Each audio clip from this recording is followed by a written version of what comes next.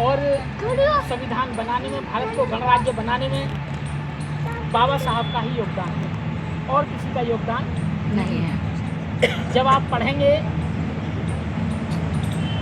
संविधान बनने में जब डिबेट हो रही थी, जब बाबा साहब बताते थे कि भाई ये आर्टिकल ये कहता है और ये होना चाहिए, तो सभी लोग बाबा साहब से पूछते थे कि जी क्यों होना चाहिए, तो बाबा साहब ही विस्तार से बताते थे यूँ होना चाहिए। उन डिबेट को जब आप पढ़ेंगे तो आपको पता चलेगी कि जिसने बनाया है उसने सबको मतलब एक एक बात बता के सबको बिल्कुल सेटिस्फाई किया है कि हाँ, बिल्कुल संतुष्ट किया है कि हाँ ये चीज़ होनी चाहिए। तो भारत के संविधान के निर्माता सिर्फ और सिर्फ बाबा साहब हैं, इसके अलावा और कोई भी नहीं है। कोई कुछ भी कहता रहे वो मूर्खों की श्रेणी में आता है। जिसने बनाया वो जवाब दे रहा है, बता रहा है। दूसरी बात कि बाबा साहब के बारे में कुछ कहना हमारे जैसे लोगों के लिए ऐसा है जैसे हम इतनी धूप में दिया जलाएं, कहें कि सूरज गर्मी में ताप दो, वो वाली बात है, बाकी और कुछ नहीं।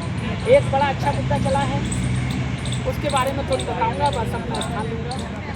यूजीसी में जो एक संस्था बननी है, जो एक पैनल बनना है, तो पहले क्या था कि रोहित वेमुला मारा गया और वो पायल तड़वी मारी गई, और हमारे बच्चों को पीएचडी जब करते हैं और भी जो काम होता है तो वो क्या करते हैं, नंबर कम देते हैं क्योंकि सभी वो बैठे हैं। लेकिन भारत सरकार ने एक नया नियम बनाया है जिस पे बहस चल रही है कि एक पैनल बनेगा, उस पैनल में SC, ST, OBC 3 मेंबर तो ये रहेंगे। उस कमेटी का अध्यक्ष जो वाइस चांसलर है यूनिवर्सिटी का वो रहेगा। 2 आदमी बाहर से भी रहेंगे जो जिनका यूनिवर्सिटी से या पढ़ने लिखने से मतलब संविधान में विश्वास रखते हैं, समानता में विश्वास रखते हैं, वो आदमी उस संस्था से बाहर के 2 आदमी वो रहेंगे, और 2-4 आदमी और भी संस्था के रहेंगे जो निगरानी करेंगे।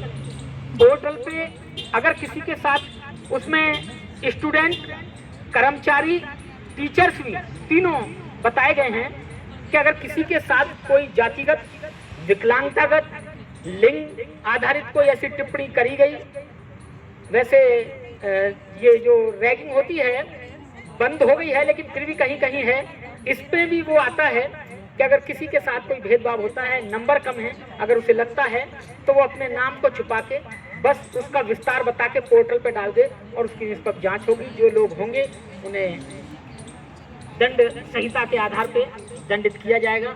बहुत अच्छी पहल है यूजीसी में, हम स्वागत करते हैं और शुक्रिया भी करते हैं जिन्होंने बनाई है, बहुत अच्छी चीज है।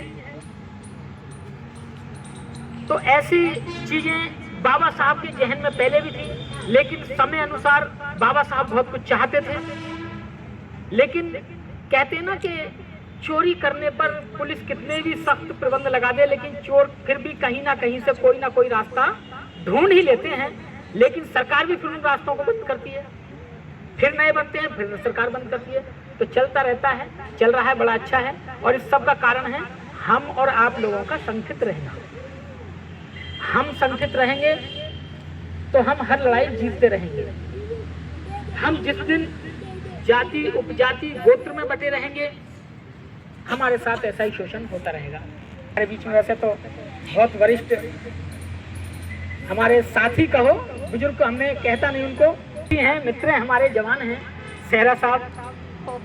वैसे तो उनके सुनने की और थोड़ी देखने की शक्ति चली गई है और उन्होंने थोड़ा बोलना भी कम कर दिया है, लेकिन उनका भी मैं अभिनंदन करता हूं। और